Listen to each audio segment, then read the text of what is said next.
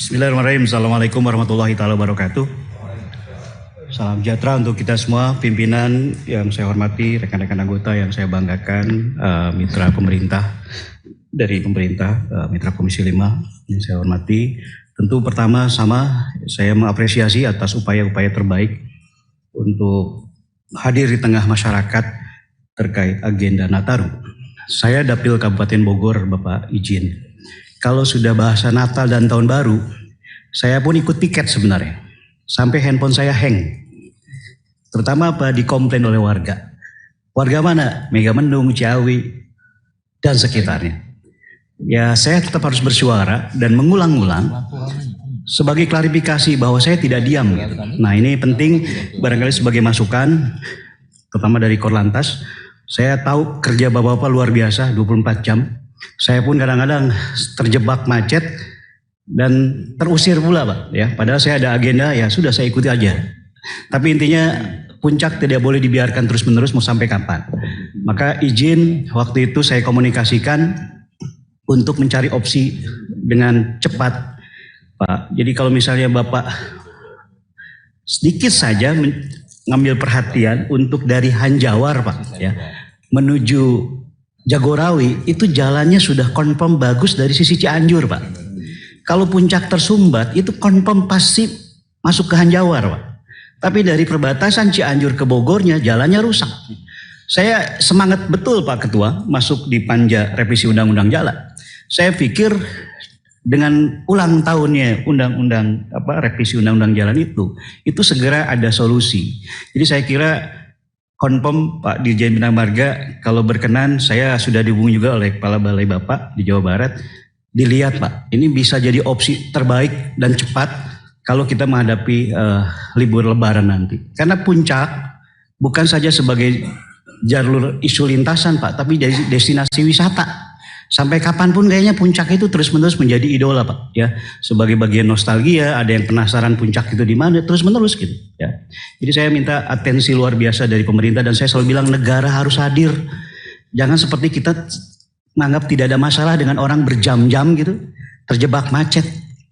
Sementara kita sedang terlena dan saya ikut piket, Pak, sekali lagi, Pak. Handphone saya sampai hang berkali-kali, kalau saya mati dikomplain handphonenya, Pak. Ya, ini curhat saja nih kalau Nataru. Kemudian Pak Menteri Perhubungan, Pak, saya berharap juga, ini saya harus suarakan berkali-kali, Pak.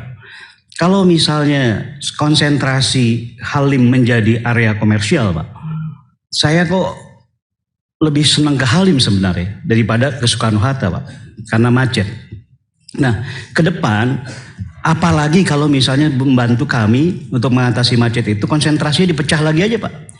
Jika memungkinkan tadi kan, helikopter standby, bisnis private jet, kargo dan segala macam di Halim, Pak. Atang Senjaya Semplaknya coba dikaji, Pak. Saya dengar IPB sudah melakukan kajian juga, Pak, untuk membuat Atang Senjaya Semplak itu menjadi bandara komersial. Nah, jadi kalau misalnya pemecahannya seperti itu, saya kira harus pagi untuk ke bandara. Saya kalau pesawat pagi confirm, Pak, saya nginep di hotel bandara, Pak. Karena saya nggak yakin dengan anomali lalu lintas. Bapak kalau iseng bangun jam 5 subuh menuju Jakarta, Pak, bukan bandara, Pak, ya. Saya kemarin jam 4 pagi, Pak, sudah macet, Pak. Saya kadang-kadang sedih, saya tak berdaya, Pak, dengan kekuasaan yang konon saya menjadi representasi rakyat. Tapi saya harus suarakan, Bapak sekali-sekali bareng-bareng kami fasilitasi, Pak. Kita berangkat dari puncak gitu jam 4 pagi, Pak. Sampai kilometer 20-an, Pak, sudah macet, Pak. Dibikin kontraflow oleh teman-teman lalu lintas. Nggak ngepek, Pak. Jadi saya kira barangkali solusi lain, siapa tahu misalnya bisa opsi, sudahlah ke bandara untuk komersial wilayah Indonesia Timur atau Barat misalnya, ke Atang Senjaya Semplak saja misalnya. Ya. Kalau Halimnya izin Pak Menteri bukan ngajar, karena saya kadang-kadang tidak bicara salah, kalau bicara ini orang-orang hebat gitu. Ya, saya kira saya sebagai bagian dari masukan saja, Pak, sebagai warga Dapil, saya kira mudah-mudahan menjadi perhatian ke depan. Kemudian Pak Korlantas, saya izin, Pak, barangkali ada koordinasi lah, Pak, dengan sekali lagi jalan tol elevated, Pak. Ya, saya masih sering banget itu lihat mobil-mobil travel, ya, yang masih masuk banyak ke elevated. Kenapa? Itu kan penumpang umum, Pak. Saya tidak komplain terkait mereka menggunakan jalur itu, Pak. Tapi saya nggak kebayang kalau misalnya terjebak macet di atas gitu, ya. Nah, kenapa tidak ada kebijakan? Ya sudahlah, public transportation sekali lagi di bawah saja gitu. Yang elevated khusus pribadi, jadi mobilitas di atas bisa terjaga gitu. Saya kira itu saja sebagai masukan. Banyak sebenarnya, tapi curhatan ini tadi ya, mudah-mudahan ada solusi ke depan Pak Menteri, Pak Dirjen dari Kakor Lantas juga.